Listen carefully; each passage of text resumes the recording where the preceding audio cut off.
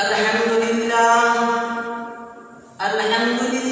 nahmaduhu wa nasta'inuhu wa nastaghfiruh wa nu'minu bihi wa natawakkalu alayhi wa na'udzu billahi min shururi anfusina wa min sayyiati a'malina man yahdihillahu fala mudilla lahu wa man yudlilhu fala hadiya lahu wa nashhadu an la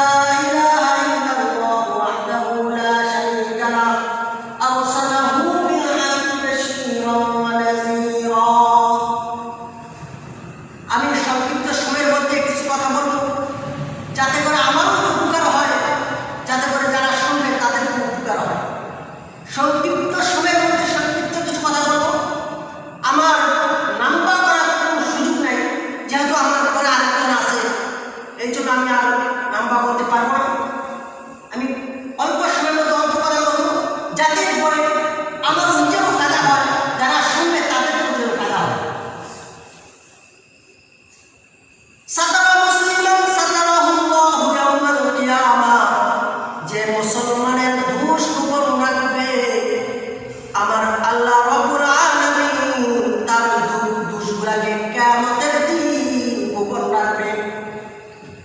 তোমার দোষ যদি একদিকে হয়, আমার দোষ যদি আরেকদিকে যদি বহুদিকে হয়, এই জন্য ভাই অনেকে আছে গীবত করে না, ঠিক বলে, আরে ভাই ঠিক বলা দ্বারা তোমার গীবত হয়ে গেল। ঠিক বলে কি পান খাওয়া যাবে, ঠিক বলে একটি সিগারেট খাওয়া যাবে, ঠিক বলে একটি সিঙ্গারা খাওয়া যাবে, আর ঠিক বলা যাবে যে তোমার একটা গীবত হয়ে গেছে। আমরা গীবতকে গীবত মনে করি না।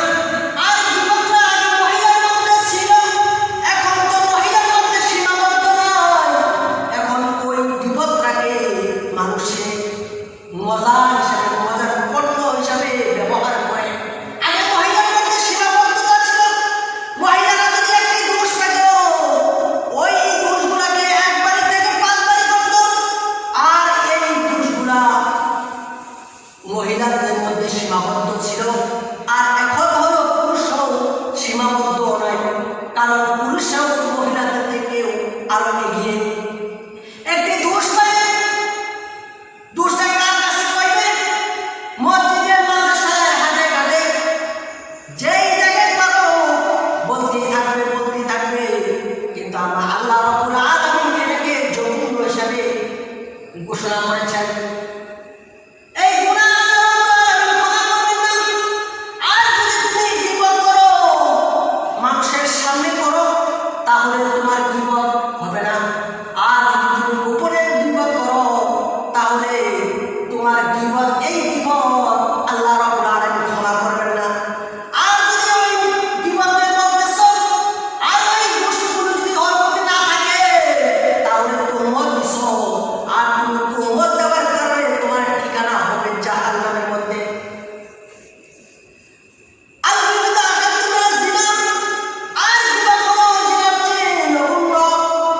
আরেকটি হাদিসের মধ্যে রাসূল করিম সাল্লাল্লাহু আলাইহি সাল্লাম বলেছেন, আল-গীবাতু আশাদ্দু মিন সালাসিনা জিনাতিন ফিল ইসলাম। শুধু গীবত জিনার জন্য নমুনা, মারাত্মক জঘন্য। গীবত হলো 30 বার জিনা করার চেয়ে নগণ্য। আমার ভাইয়ের আমার, আমরা গীবতকে গীবত মনে করি না। মানুষের দোষ বলতে থাকি, মানুষের দোষ বলতে থাকি, কিন্তু তুমি ক্ষমা করে দাও। যদি তার মধ্যে যদি এই দোষটা থাকে, তুমি তাকে ক্ষমা করে দাও। এই দোষগুলোকে তুমি বলো না। আর বলার দ্বারা তোমার আমলনামায় বাড়ি করিও না।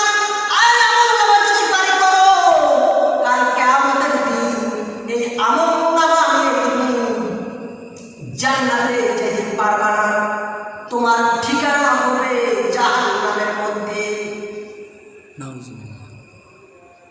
তুমি যদি হাদিস সাহেব হও না কেন, তুমি মুফতি সাহেব হও না কেন, তুমি বড় সাইকুল হাদিস হও না কেন, তুমি যদি এই গীবতকে তুমি না ছাড়তে পারো, তোমার ঠিকানা হবে জাহান্নামের মধ্যে।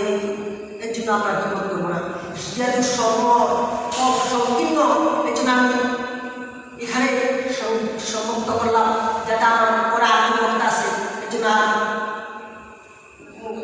বা নাম পাবো আমরা ইনশাআল্লাহ যদি আরেকবার আসি এর চেয়ে আরো বিস্তারিত কথা বলার জন্য আমি অভিপ্রায় রেখে ইনশাআল্লাহ বলবো।